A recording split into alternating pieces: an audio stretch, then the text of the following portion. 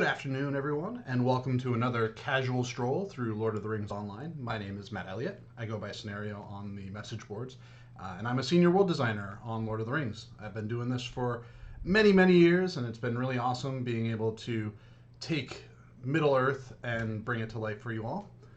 This week, we are going through the Dead Marshes and the Noman Lands. I know the stream says Dagorlad, but I think that's kind of one of the more known areas of the wastes, the Noman lands. So we're going to go through these areas. This is going to kind of be a dark and dour area, kind of a beginning taste of where we're heading next after this, which will be Mordor.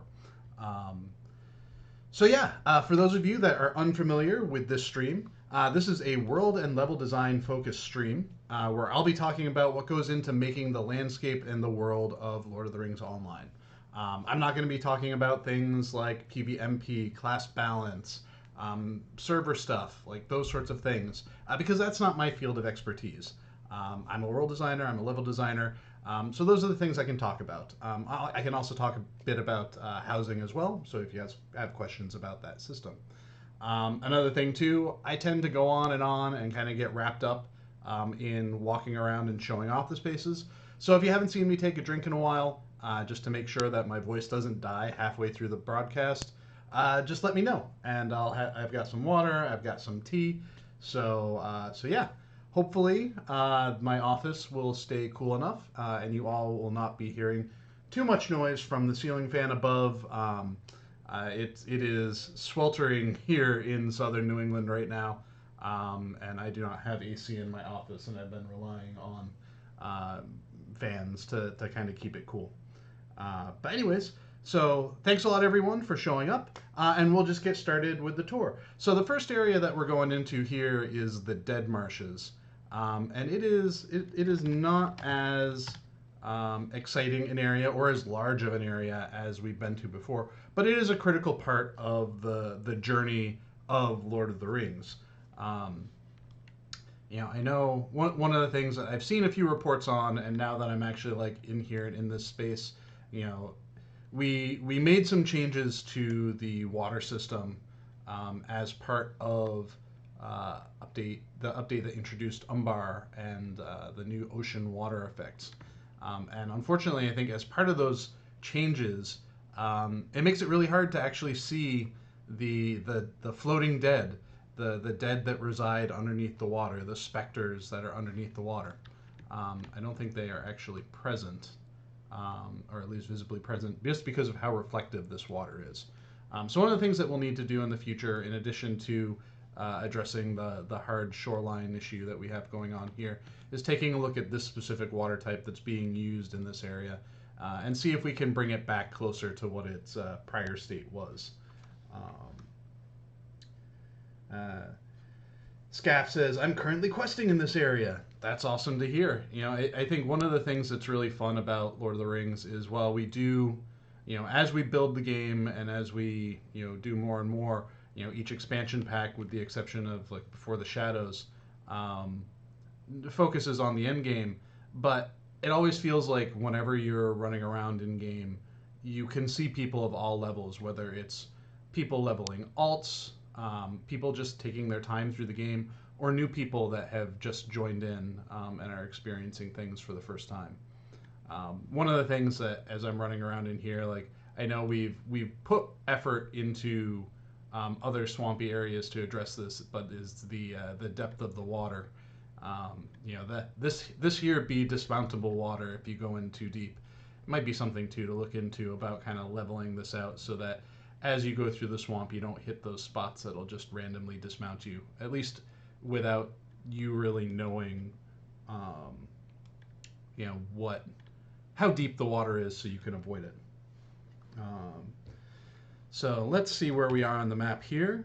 So why don't I head over here for right now, and then once I get there, we'll find a nice vantage point and I'll take a few questions. Marshes are always kind of like an interesting space to build because a lot of them are often really flat, and it can be hard to make that sort of thing stand out. I think here in the Dead Marshes, we have these really, really massive reed walls that kind of act as an impassable, and to some degree act like trees in this space, whereas normally we wouldn't have those trees. I know in the Midgewater Marsh we have some of the kind of moss and algae covered snags that are just old tree trunks that have been, um, kind of over the years further and further rotten and fallen, and that's what we have for trees in those areas. Same here with the dead marshes. It is just it's marshland. A couple of small promontories here and there. We've got a warband that we're just going to ignore for right now. Um, but I think places like this too are a nice break from, I don't want to say tedium, but from the kind of hip deep gloom that you're running around in. This gives you an opportunity to kind of pop out above everything, get a little bit of a breather.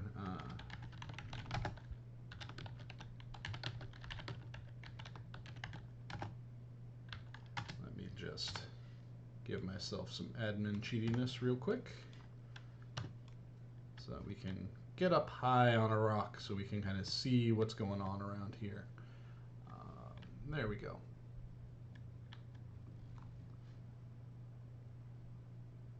Lots of gloom in this distance. All right, so let's go through some questions real quick. Let's see. Mr. Mesley says, is this an update to the existing areas or an alternate version of areas for other purposes? I'm not sure what that's in context to. This is the original Dead Marsh. So there are no updates that are happening in here. Like I said at the beginning of the stream, we do want to fix the water eventually so that its previous look and feel can kind of be restored.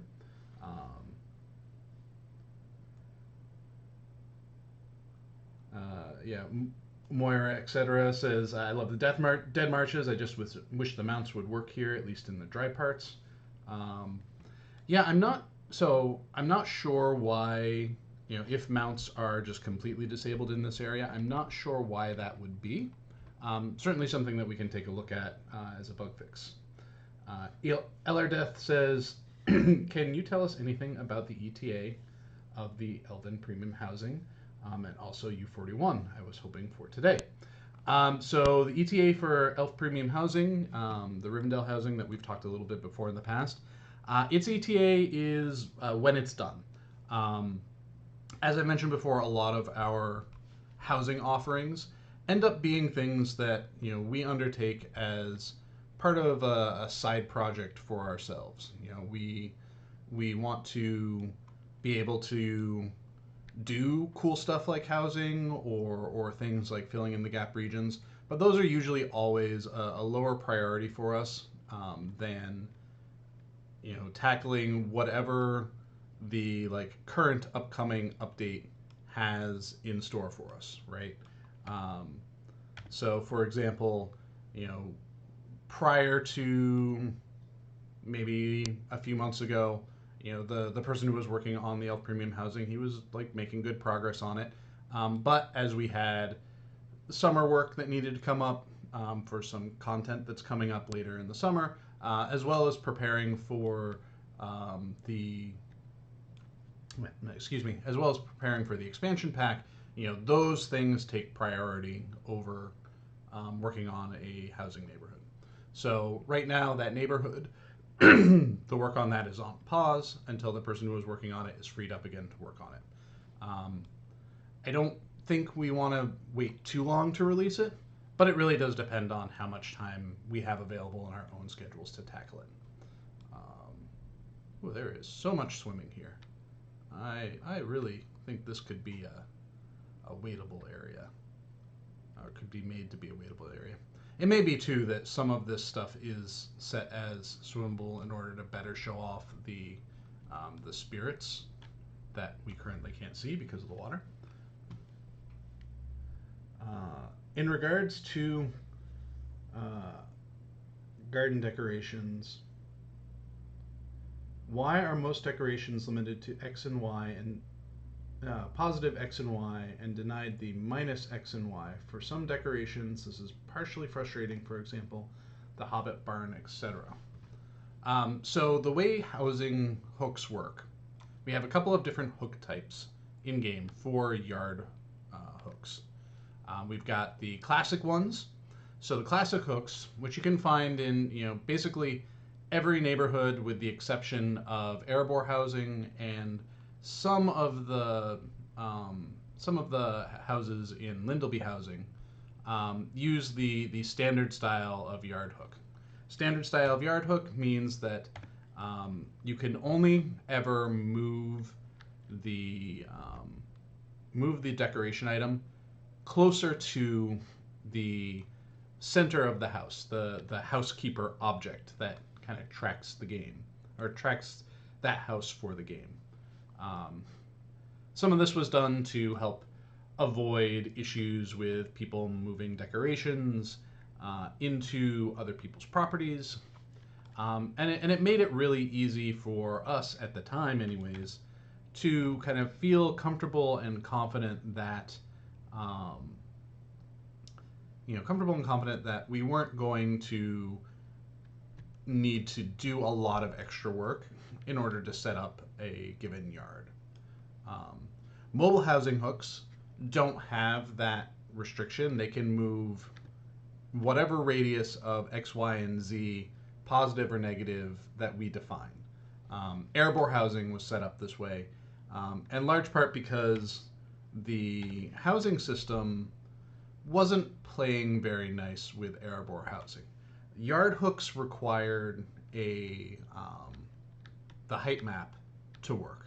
So whenever you have on a normal yard hook, whenever you have a decoration on it and you move it along you move it closer to or you reposition it wherever you need it to be, it follows along the height map of the landscape. Erebor housing was built in such a way that there were a lot of objects used to create the space, platforms and whatnot. And the normal housing system didn't play nice with that. So, you might put something on a hook and it's fine, but then as soon as you go to move it, it just snaps right down to the ground, to the height map, which could be in someone's yard who's below you. How we have the smaller, kind of more basement apartment style houses on the lower levels. So that's why we have the mobile hooks for Erebor. We brought some of that into Lindleby housing as well, in order to experiment with it a little bit more, see how much work it would take for us to introduce that, to make it so that you had a little bit more flexibility and freedom in how you are developing your house. So it's used completely in the two deluxe houses, and in a more limited fashion, or into the special houses. And then for the deluxe houses, I think there's one or two mobile hooks as well. I think with future neighborhood offerings, we want to play with that a little bit more. Rivendell housing might be an opportunity for us to kind of look at and see if we can play a little bit more with that kind of hook system on landscape in a way that is not sequestered off in a little section. And I'm just running around in circles here in this work camp. I think I've played through this 7 or 8 times on various alts, and I still kind of get a little lost in here. I think that's one of the tricky things too with an area like this is the wayfinding aspect of it, because it is by and large pretty flat, and it's hard to have landmarks, hard to see landmarks, especially with the fog being as heavy as it is.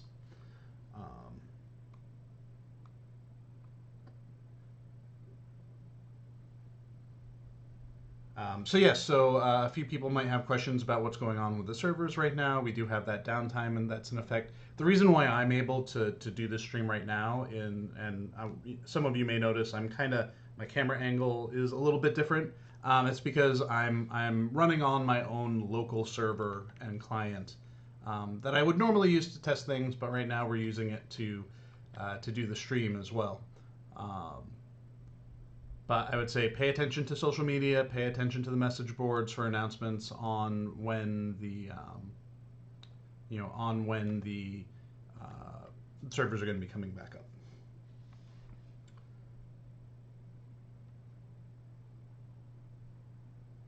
Let's see, scrolling down a little bit. Titan Metal says, why are locations made in such a way that you have to run a lot to get to the desired location? Add more climbs, stairs, for example.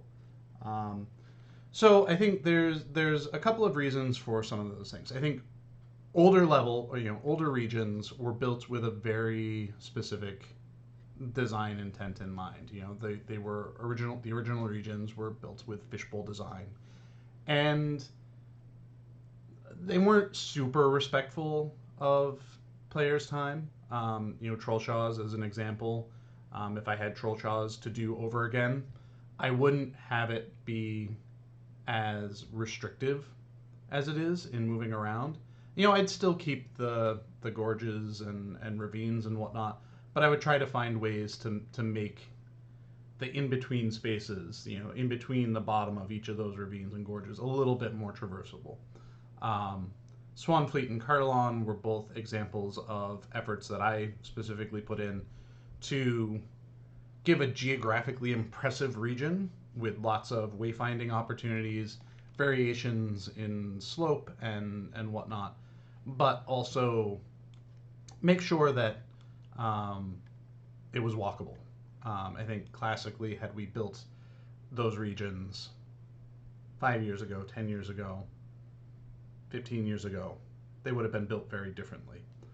And I think what we've been building ever since Swanfleet and Cardelon has been trying to kind of push in that direction a bit more of flexibility and traversal.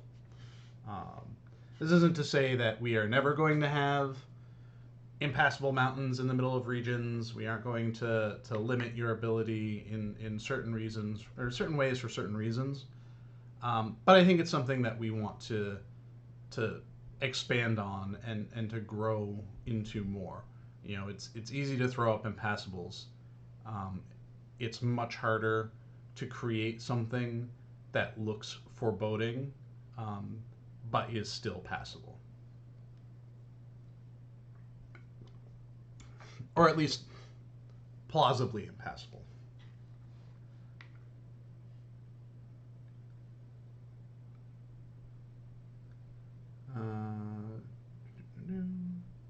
So Missy89 says, can you give a happy birthday shout out to my granddad? He's 83 and still plays LOTRO and always watches the walkthrough streams. Well, happy birthday to Missy's granddad. Hope it is a great day, and hope servers will come up soon and you will be able to get right back into playing. All right. So I feel like we've kind of done a good enough tour of the Dead Marshes. The region is kind of very similar throughout. It does not, it doesn't vary too much. Sometimes, if this was a larger, swampier region, we might have modified like certain aspects of it so that you have some areas that are, oh boy, those render out really far. I was just noting that these particle effects here, the wisps that just kind of meander around, they render out really, really far. That surprises me that they render out that far.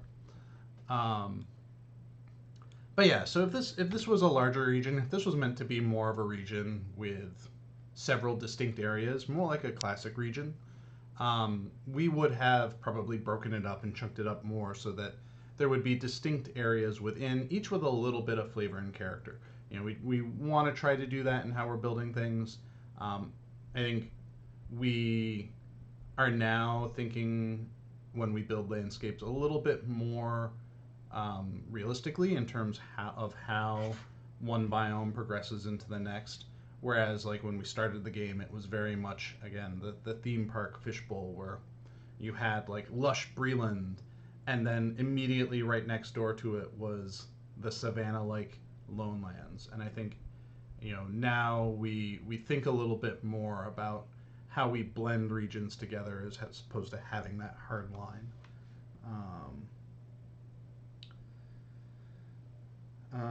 Is the Elf Cave the only way to access Dead Marshes? Lore-wise, isn't near the route to Shelob's lair. Isn't it near the route to Shelob's lair? So let's. So the Dead Marshes are kind of along here. So this is the waste. This is where we're going to be going shortly. But the Dead Marshes are kind of along this area here, in theory. They're only accessible through that cave, and they don't connect. I don't believe they connect through to the wastes. They may. I'm not entirely sure. I was not present for the construction of these areas, so I'm not entirely sure all of the nuances in here. So some of this, as we're running around, is a little bit of discovery on my part as well, discovering stuff that I was not familiar with. So with that in mind, why don't we bop on over to the No Man Lands, the wastes,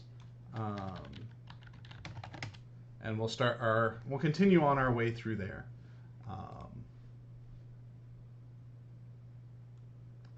Druid's Fire says, I love how you can go through the portal from the Marshes to Dagorlad and cheerfully get your favorite professor nearly killed by a roving threat. So I guess that does confirm that you can go in and out. I guess at some point there was a portal put in, which is awesome. I don't think there is a way from the west to access it outside of the cave. But who knows, maybe one day that itself will change.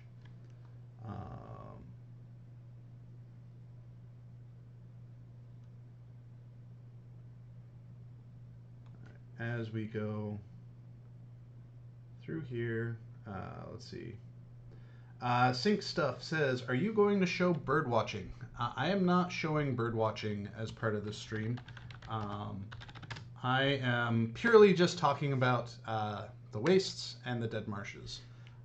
Really, that feature, it is not my feature to show off. Our game systems designers and lore folks would be much better suited to putting that on display than I am.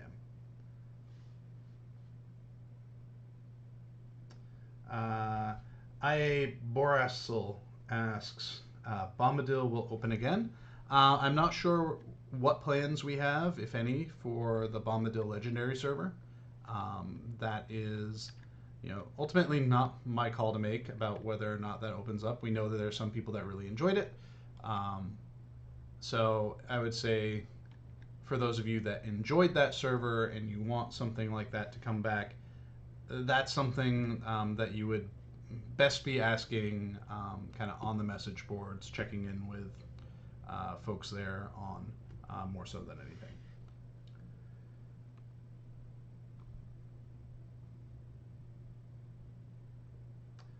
Green Tea asks, is fog a separate hook from the environment and how is it placed?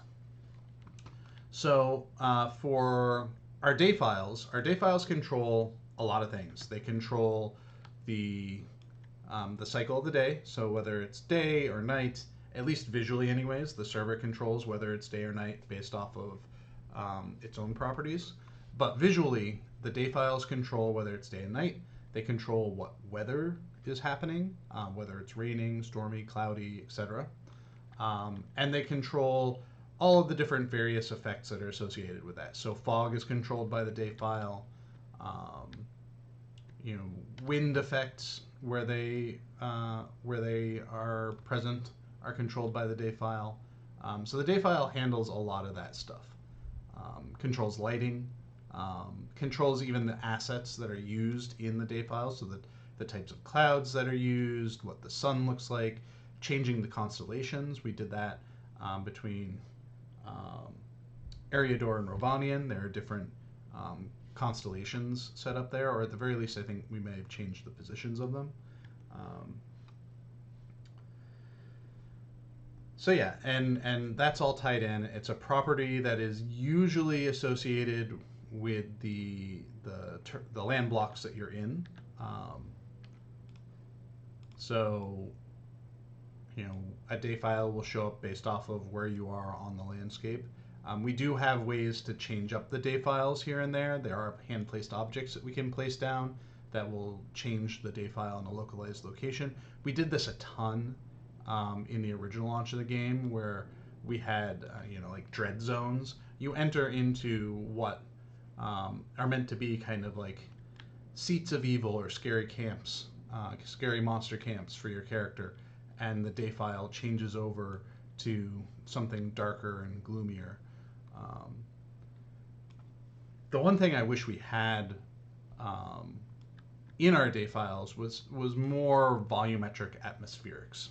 We have the fog, but the fog is a very linear progression. You set when the fog gradient starts and where it ends, and that's kind of the progression of it.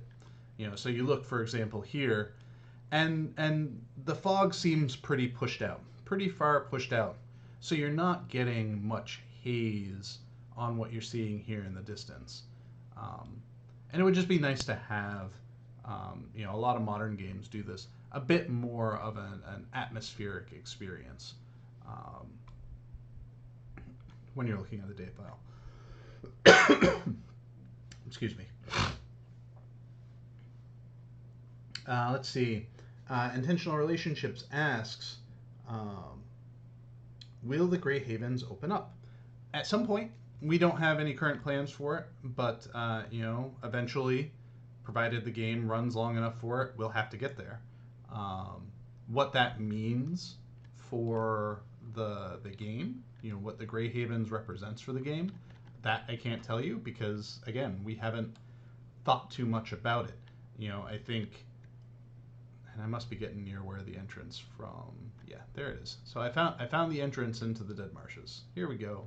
Might be nice if this had a landmark.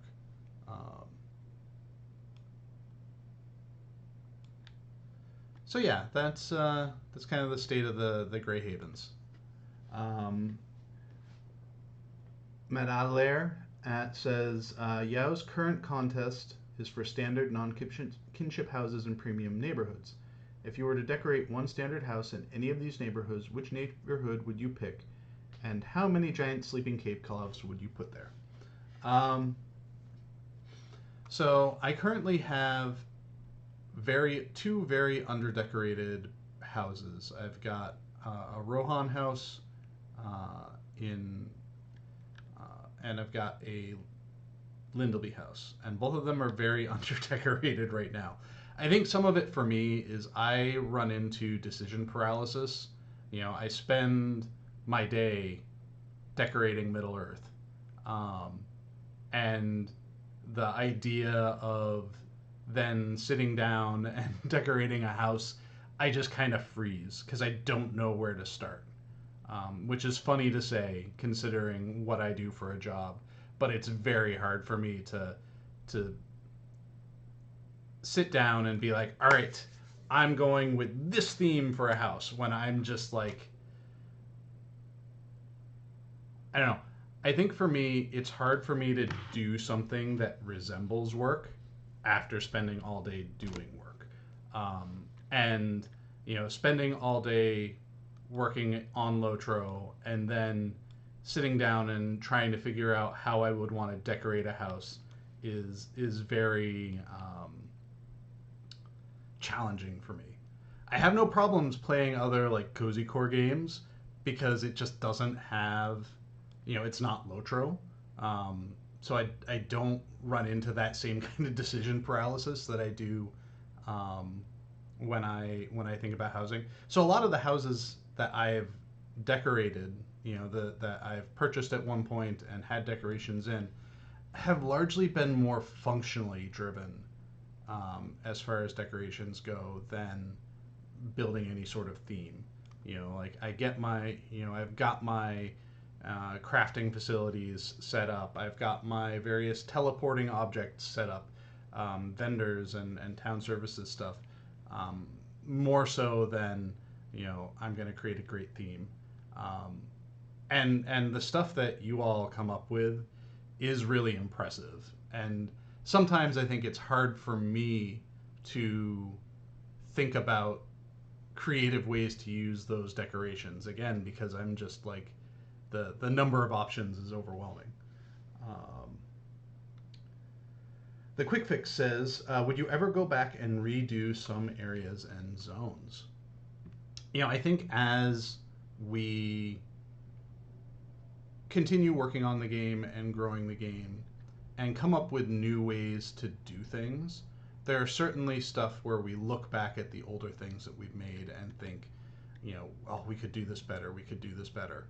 I think for me, especially what I've been leaning into a lot lately with utilizing World Machine to help sculpt realistic looking terrains and mountains, is looking back at some of those older landscapes, particularly the mountain ranges associated with those landscapes, and feeling like we could go back in and make these mountains look more like mountains. We could make these these impressive cliffs actually feel like time worn geology.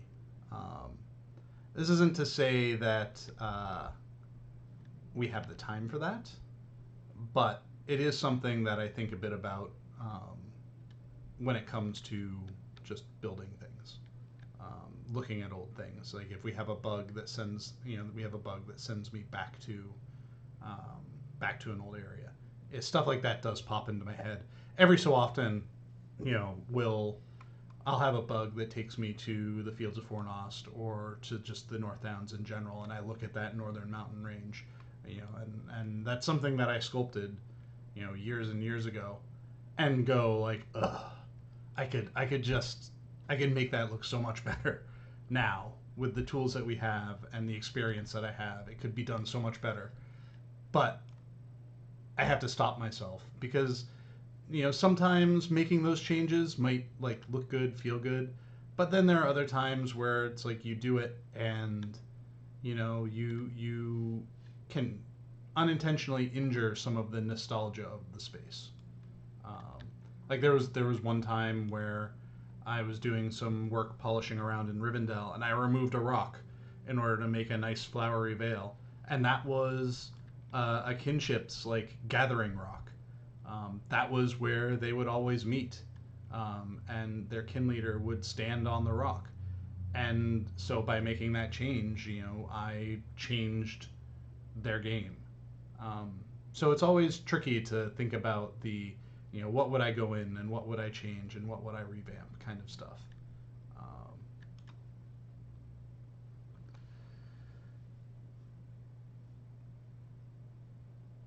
All right, let's see about some more questions.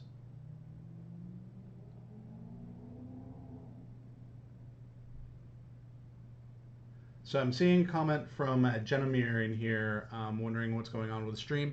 You may have to reboot your browser, or at least refresh your browser in order to see the stream.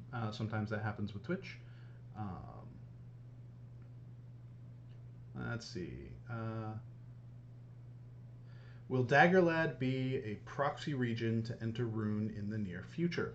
I have no comments about whether or not Rune will be in the near future. Our current plan is to focus on the direction that we're going right now. We're spending time in and around Umbar, and that's kind of where we're going to be staying for a little bit more. I think if we look at the map here, the wastes are up here. We've got Rune to the north. If there was an area that made sense, the wastes might be it. Somewhere here behind Barad-dûr might make sense. But until we actually get there and start doing the pre-production work, it's really hard to say where we might enter into an area like that.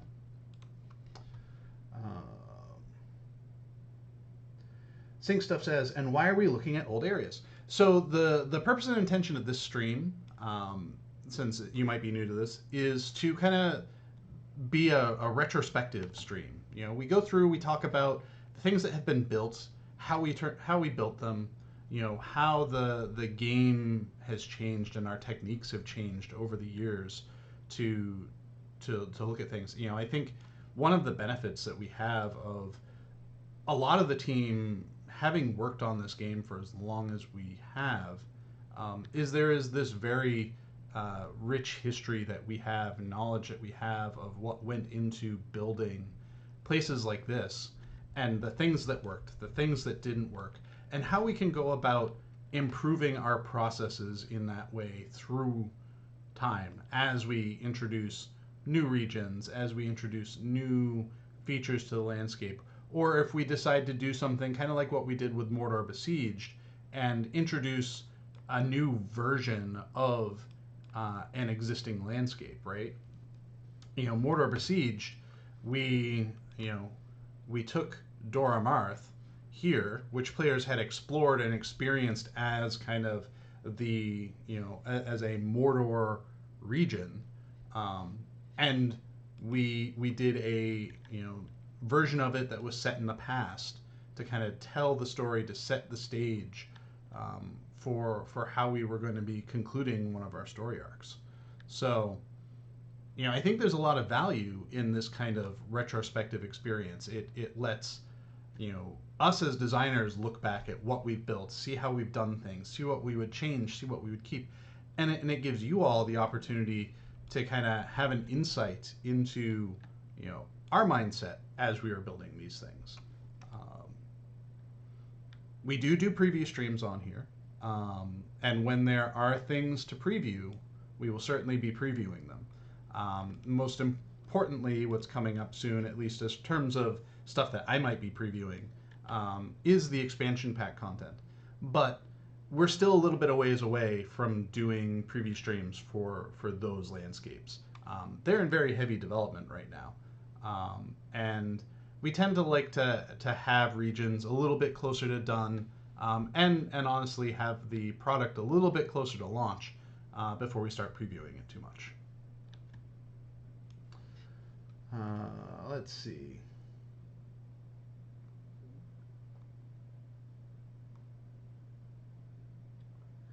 Is there any chance you can increase the size of fireflies even in the... I'm not sure what darn is. They're almost invisible. Oh, even in the dark, they're almost invisible. That's something that could be considered. I would say if you're... I've said it before, and I will always say it again. If you find a bug or you have a suggestion, we do have a platform available for you to submit tickets. You submit bug tickets to get it into our queue. We are human, and we are not all seeing and all knowing when it comes to this game, even though we've been working on it for a while. So anytime you come across something that looks like a mistake or is a request, I would say look to the bug system to see if you can file in something and get it into our queue.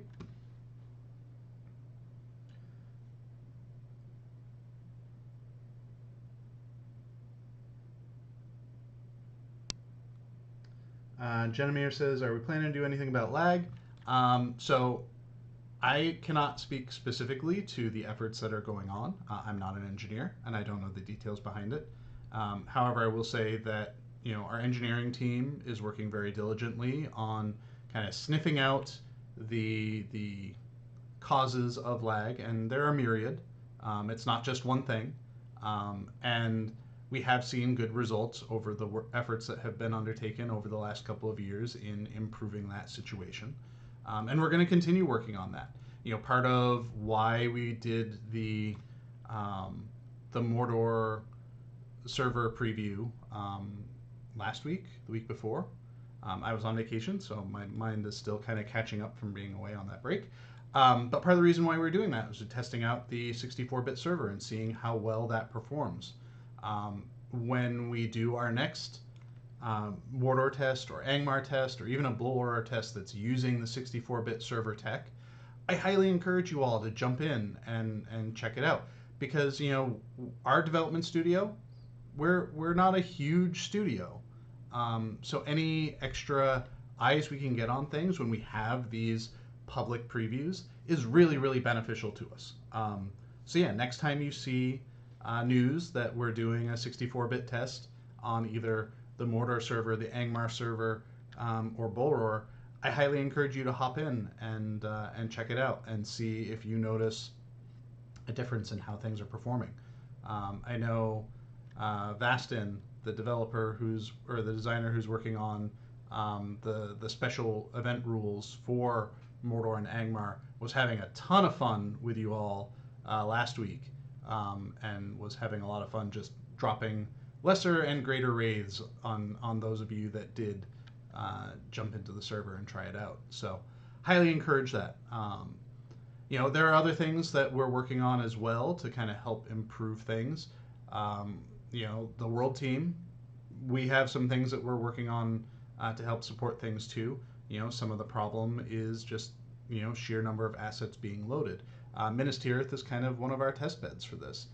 So we're doing some work on consolidating assets, which turning a vendor stall, for example, that has 20 decorations in it plus the vendor stall itself, like taking that and having it combined into a single object that significantly reduces the asset count, which reduces the number of things that the server has to load and the number of things that has to go on your client, and has the added benefit of giving us potentially housing items that we can then offer as well. So yeah, it is a work in progress. There is no single switch we can flip that will magically fix this, but it is something that several departments are all working on together to create solutions over time as we find other different sources for things. And that's about all I can talk about on that front, because after that it gets too technical for me. So Zao SM says, are there any plans to eventually add forward waith as explorable? With any area, I would say there's always the potential, but I don't make any promises as to when. Some of those areas are super far afield, and I am clearly in an area that I'm not supposed to be in, at least with this character. I'm just gonna cloak so I don't have to deal with the effect spam.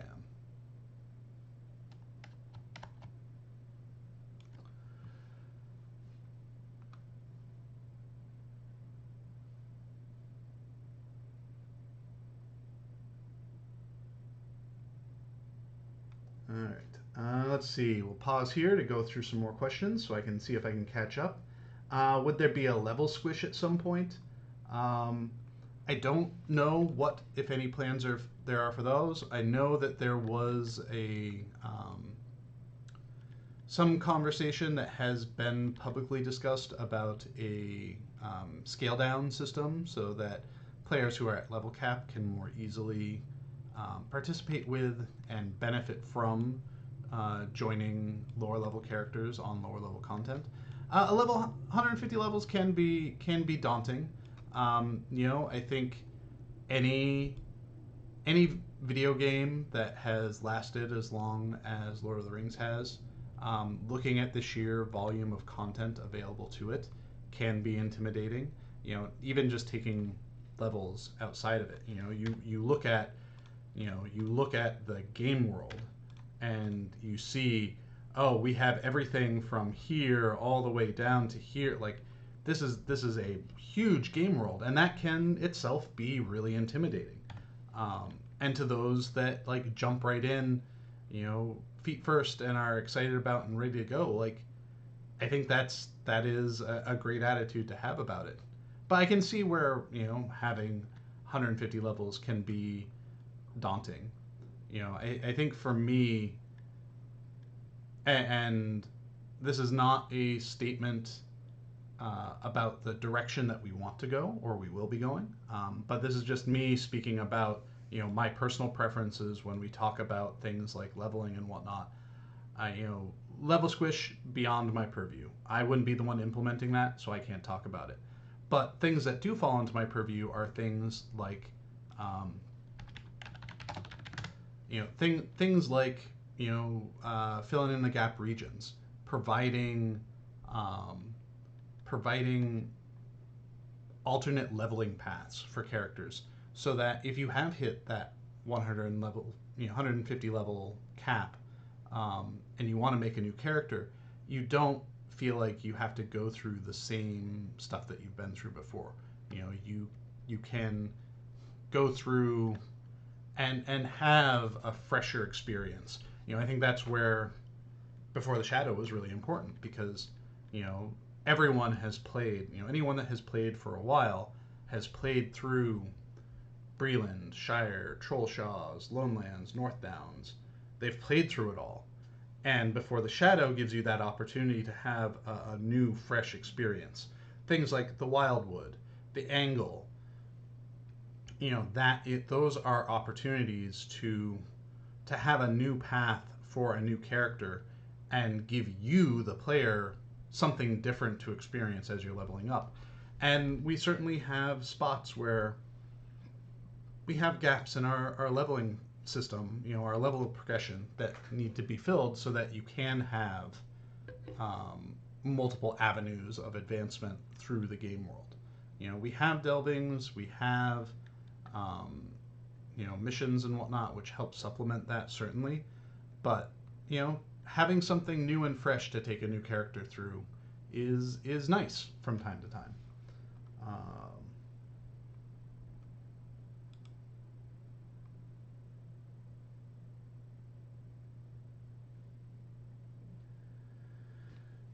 So Sync Stuff says, can you show concept art for areas that you have designed? So usually when we're building, and hold on, let me have a drink real quick.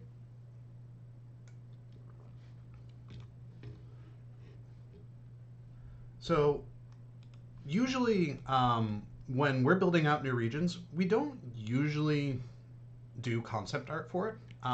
When we have significant POIs that we really want to nail a specific look for, or something has need of a very specific treatment, we'll do concept art.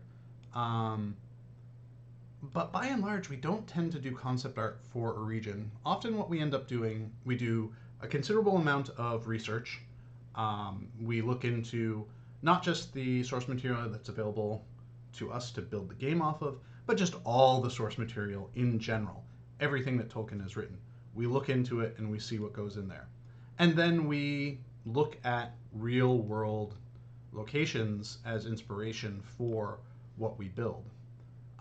When I was doing pre-production for Umbarmok, I spent a lot of time going through and finding source images and photography that showed, what different subterranean crypts looked like, catacombs looked like, cellars looked like, tunnels underneath cities looked like, and used those as inspiration for building the spaces that we're making.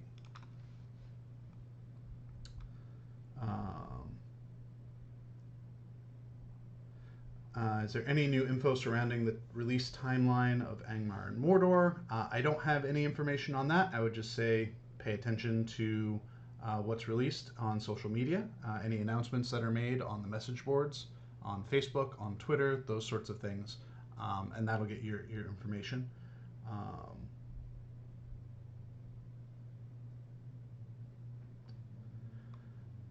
Let's see.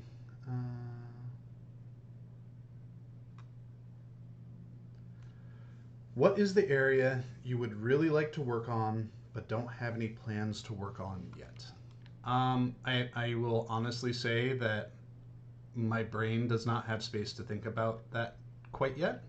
I think most regions or most areas of the lore, there's something to be fun to be built in. I think I really do like filling in the spaces to help build out and make, fill out the world that we have here.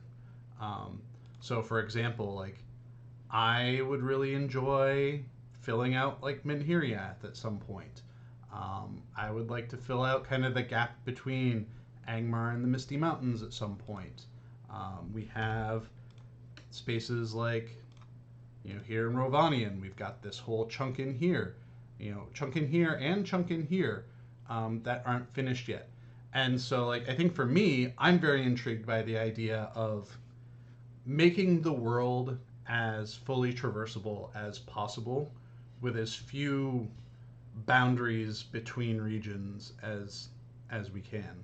So, for example, I think something that was very satisfying to me was, building Breland and building the Wildwood, where originally this whole section, this whole section of the game was inaccessible. And then with the introduction of the Wildwood, we just open this all up, and it connects all together. Same thing kind of down here where, this gap here was completely inaccessible. And then when we added in Cardelon, we were able to connect the Brandywine together. And so I think that's where, for me, if I were to build things, that's what I would lean towards most. That's what's intriguing to me. That's what's exciting to me about building these spaces.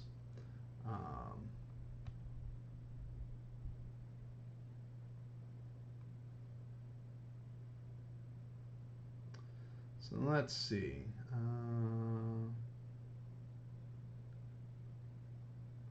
So I'm going to skip over some questions that I don't have answers for. I apologize to anyone that is asking them. If I don't answer them, it's largely because I can't answer these questions.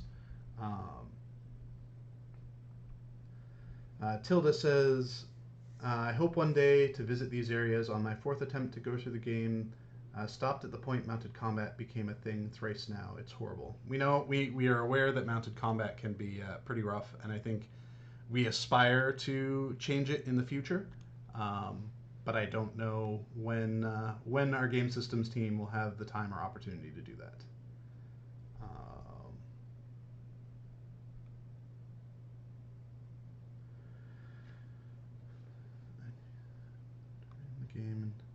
So what about the idea of starting over and keeping the maps and turning the game into a second or first age? Of course, major expansion, but easier than making it all new again. It actually is not, from Sync Stuff. It is not easier just copying a landscape and saying it is first age, second age. Saying that is free content is easy content. It is not. Because between the first age and the second age and the third age, the world is very different. The state of the world. You look here, for example, this battle going on. First age, would this battle be here? Would these acid pits be here? We would have to change so much that really the effort is no different than if we were creating a whole new region. The only thing that really we have savings on is maybe the general footprint of the terrain, but terrain texturing we might want to change. Like even building things like King's Gondor, which start out as a copy of the original Gondor. We had to do a lot of work cleaning up old mix spawns and putting in new mix spawns. We had to change out all the scene files to reflect the time of year that was going on. We changed the day file. All the monster camps had to change, new travel systems, updating and cleaning up all of the towns that are in there. So it's not as simple as just copying and tweaking a few things.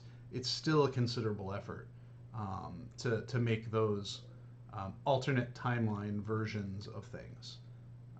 As Nul Bazaar was a lot of work, even though its base footprint was that of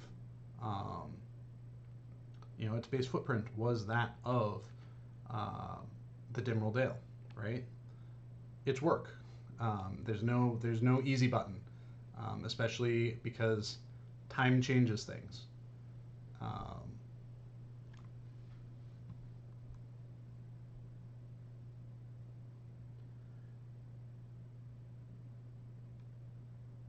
Let's see, as we go down through here, Winston says, I was in the Umbar Bahar Bell earlier and noticed a palm plant that was not in a large planter, was kind of in the center of a big part of the city.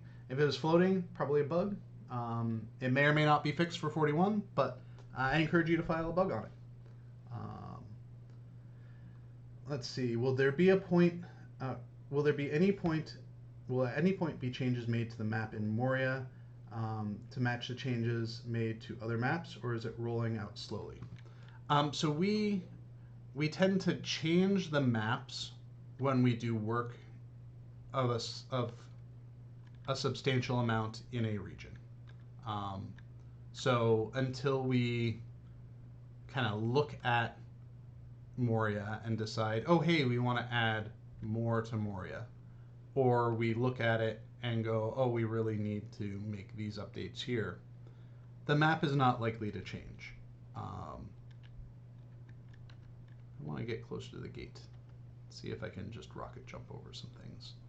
This was a really cool space to go through, and very, very epic, and one of the few times that we do a full-on cinematic camera. Oh, right, these are soldier imposters all the way out here. This was fun tech. These are all fake people. It's like, hey, it's 1994 all over again. All right, so I will let me.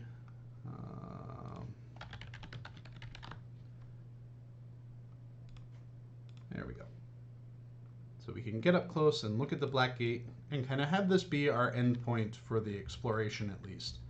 But I'll go through and take a look at a couple of questions real quick, and then we will wrap up the stream. So Lev Scotland says, what challenges, innovations are you excited about in world building that you guys are doing currently? I think the thing that I'm most excited about is our use of World Machine to help us accelerate our pipeline and let us build very big, more detailed terrains in shorter time. This isn't to say that all of our regions are going to be massive, but it is definitely a very helpful tool to help speed along our pipeline. And yeah, like I've got a bunch of ideas that I would like to try to get rolling, just in terms of like finding ways to help us streamline our process, take the kind of more monotonous aspects of our world design efforts, and just kind of simplify them, speed through them. Things like, we build a region, we have the height map, we have to do an initial paint down. Is there a way that we can figure out to put some initial paint downs on the landscape more programmatically, or utilizing tools like World Machine to develop things like splat maps that we can then slice up to work with our terrains, like those sorts of things, so that we can save time to do the more interesting detailed work.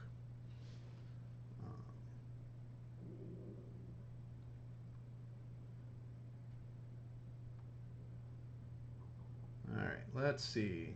A few questions about what's going on with maintenance. Please stay tuned to social media and the message boards for that information.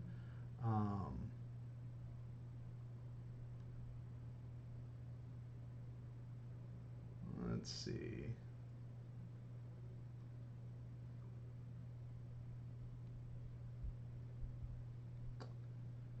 All right, I think I'm almost down through everything. I'm not seeing a lot of questions that I can answer specifically. There's some chatter about level squish and whatnot.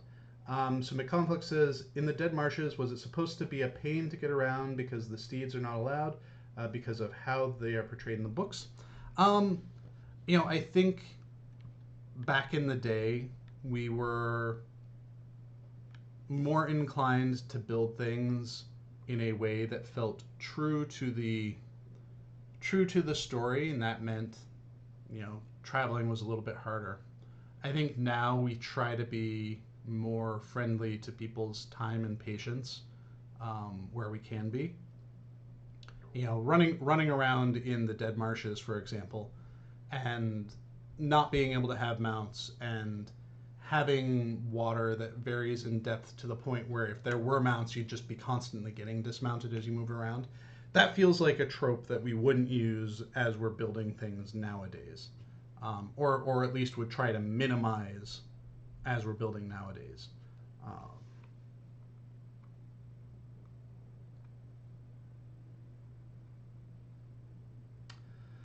Had been taking in a stream about Winterhome and Frostbluff. If it was on the map, where do you think it would be located? It is actually in the game world, and it is, I believe, kind of somewhere up here-ish on the map. I think that's where it's actually physically located.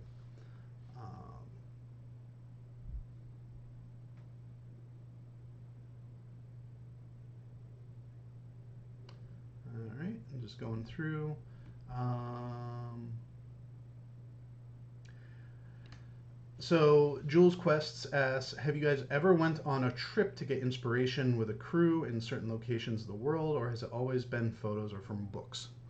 So we have never done an actual like team trip to an actual site to get inspiration. However, when we were working on Umbar, coincidentally, our lore designer, one of our world designers, who's Chris Pearson, he had taken a trip to Italy and was really like, while it was meant to be a trip for fun for him. He was taking a lot of photographic reference while he was there, just so that we would have it, because why miss that opportunity? The photos are great memories for him, and they double up as a great source material for us as we were starting to think about a more Mediterranean style setting.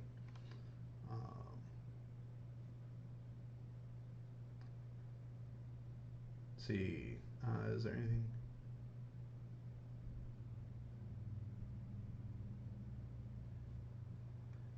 So is there anything you wish you could really do with building the landscape but can't due to technical limitations? I think it's just um, us getting higher detail in the terrain. I wish we had a higher fidelity terrain mesh, because I think we do a decent job of hiding how low poly the landscape terrain actually is.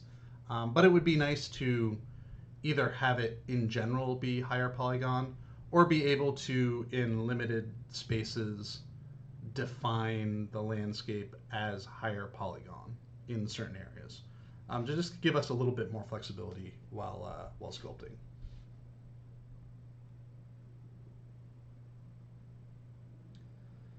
All right, you all have a lot of questions today, um, but I'm not seeing many I can answer. Silly question, can Scenario simply walk into Mordor? I am invincible, and I can walk wherever I want in this game. All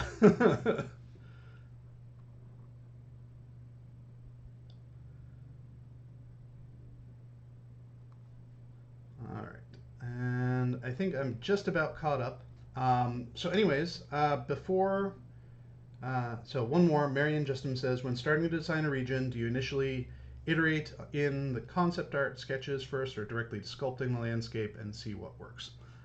Usually, like I had mentioned before, we don't really do concept art for regions.